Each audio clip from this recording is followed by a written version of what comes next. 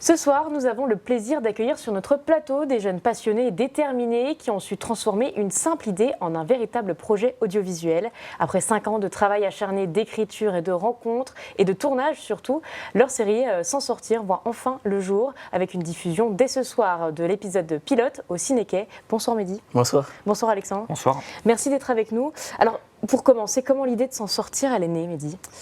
L'idée, en fait, c'était juste moi qui écrivais sur mon téléphone. Ensuite, j'ai mis en commun avec mon cousin Ilyes, après on s'est amusé à écrire et on a mis en commun avec d'autres amis et ça a formé une histoire. Et c'était quoi votre écriture ? Vous écriviez quoi ? J'écrivais parfois ce qui me tracassait dans ma vie, ce qui m'embêtait un peu et ça me permettait de m'évader et du coup voilà. Et vous avez lancé donc ce projet en soutien. Quand vous avez découvert tout ça, vous vous êtes dit c'est génial, il y a quelque chose à faire. En fait, c'est un peu par hasard. J'étais en train de travailler dans mon bureau au centre socioculturel et j'ai un groupe de jeunes qui vient frapper à la fenêtre de mon bureau et qui me dit on a un projet, mais on ne sait pas comment se structurer, on a besoin d'accompagnement. Et là, je me dis dans ma tête tout de suite bingo. Parce qu'un groupe de jeunes qui veut s'investir, qui veut montrer les différences dans un quartier, voir un peu ce qui les préoccupe, c'est le rôle d'un centre socioculturel. Et on s'est dit tout de suite, on y va. En accord avec les élus de la ville de Saint-Dizier, on s'est dit, allez, on les accompagne et on va jusqu'au maximum d'où on peut aller sur ce projet. Justement, S'en sortir, ça raconte quoi ? En fait, c'est un groupe de jeunes qui ont des problèmes qu'ils ne devraient pas avoir à leur âge. Ça va être lié à l'argent, à l'amitié et à plein d'autres choses. Et c'est une histoire qui prend vie à Saint-Dizier. À quel moment vous vous êtes dit, bon, ce qu'on écrit, ça peut peut-être devenir une réalité, en tout cas ça peut devenir un projet, une série ? En fait, de base, c'était juste, on était passionnés par l'écriture, on aimait bien écrire. Ensuite, on s'est dit, pourquoi pas essayer de filmer, parce qu'on est bien... Oh là là. Vous aimiez bien filmer aussi ? On aimait bien filmer aussi et jouer des rôles. Et du coup, Alexandre, le directeur du centre, nous avait proposé de tourner un genre d'épisode pilote avec d'autres prestataires. Ce que vous avez fait. Ce qu'on a fait. Et vous jouez vos propres rôles dedans ? Pas totalement. Au début, en fait, on écrivait en fonction de nos propres vies, notre propre vécu, caractère. Et du coup, au fur et à mesure, ça s'est modifié vu que c'est plus la même histoire. L'histoire, on a dû la recommencer au moins une 30aine de fois. Oui, mais travail acharné. Travail acharné. On a toutes nos vacances, on les passait sur la série. Alors justement, quels ont été les plus grands défis que vous avez rencontrés de vous dire, bon, c'est un groupe de jeunes, pas professionnels forcément. Comment on construit ce projet-là ? L'idée, c'est qu'on s'entoure en fait de partenaires qui ont cette capacité à accompagner un groupe de jeunes. Parce que moi, c'est pas mon cœur de métier. Donc l'idée, c'est comment on fait pour que ces jeunes qui ont une idée géniale, on les accompagne pour que ça soit parlant pour les jeunes, mais ils ont toujours eu aussi l'envie d'aller plus loin. Et donc il fallait aussi que cette histoire, elle devienne, que les gens aient envie en fait de voir la suite. Donc c'est pour ça que c'est pas forcément leur histoire complète. Donc il a fallu aussi un peu travailler cette histoire-là pour que ça parle à un maximum de personnes, pour que les gens aient envie de suivre et de continuer à suivre cette série et à découvrir en fait un peu les tracas des jeunes, un peu à l'image des séries à grosse production. L'idée, c'était aussi de se dire, on veut faire quelque chose de semi-professionnel. Donc il fallait s'entourer vraiment de techniciens, d'un metteur en scène, d'un youtubeur, Valentin Fournaise, qui a accompagné énormément ce groupe, et donc faire toutes ces recherches pour que cette série, ce ne soit pas simplement un coup d'épée dans l'eau, et que vraiment on ait quelque chose de top pour les jeunes, et je crois qu'on a réussi, enfin ils ont réussi surtout.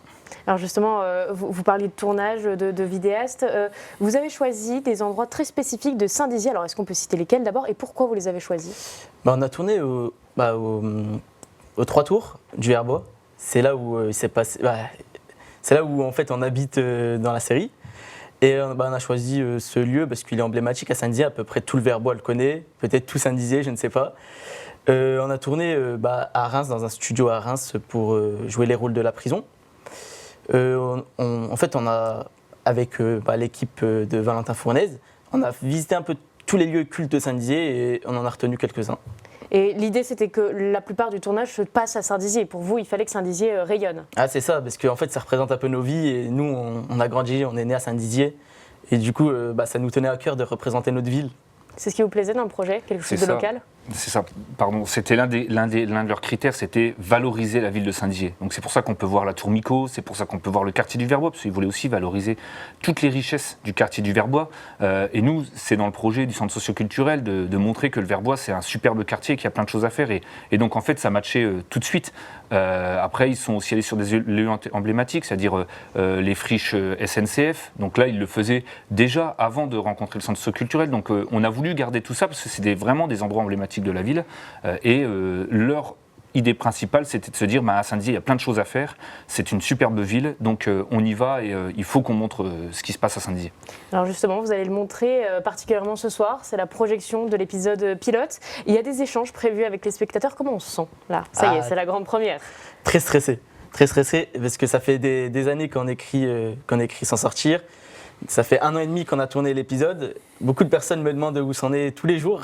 Tous les jours, j'ai des demandes de où c'en est. Et du coup, j'espère qu'on ne va pas les décevoir. Et vous, comment vous sentez que le public Bragard est prêt à apprécier ce pilote? Oui, franchement, je pense, parce qu'un groupe de jeunes qui s'investit dans l'actualité, en ce moment, on est tout en train de dire que la jeunesse, c'est compliqué. Et bien là, on prouve justement qu'il y a des jeunes qui ont envie de se bouger, qui ont envie de montrer ce qu'ils savent faire. On les a accompagnés un maximum à préparer les questions avec ma collègue Myrtille, justement, et enlever ce côté stress, même si c'est normal, parler devant une salle comble, j'espère. Vraiment pour eux, ce soir, c'est pas une habitude, mais l'idée, voilà, c'est vraiment de les accompagner. Nous aussi, on est stressés, parce que c'est un aboutissement aussi pour le centre socioculturel et la ville de Saint-Dizier, de montrer ce qui a été réalisé. Donc, moi, je crois en eux.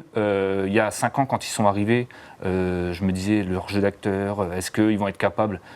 J'ai eu la chance de déjà voir la série, en avant-première de l'avant-première, et ils m'ont montré qu'ils étaient capables de déplacer des montagnes. Enfin, c'est vraiment un groupe, il faut le souligner, c'est vraiment un groupe exceptionnel qui s'est réuni beaucoup, qui a beaucoup travaillé, et ça, moi là-dessus, je leur fais confiance. Bon, on va avoir confiance en vous, on vous souhaite tout le bonheur pour ce soir. Dernière question très rapide, vous avez 24 épisodes qui sont encore en stock, c'est quoi la suite? La suite, ça va dépendre ce soir. Si ça marche, on produit le reste. Si ça marche, s'il y a des personnes qui sont prêtes à nous accompagner financièrement ou pas spécialement, mais qui sont là pour essayer de nous aider, et bah, il y aura une suite à cet épisode. La suite est entre vos mains. Et bah écoutez, on termine sur ces mots. Merci d'avoir été avec nous en tout cas.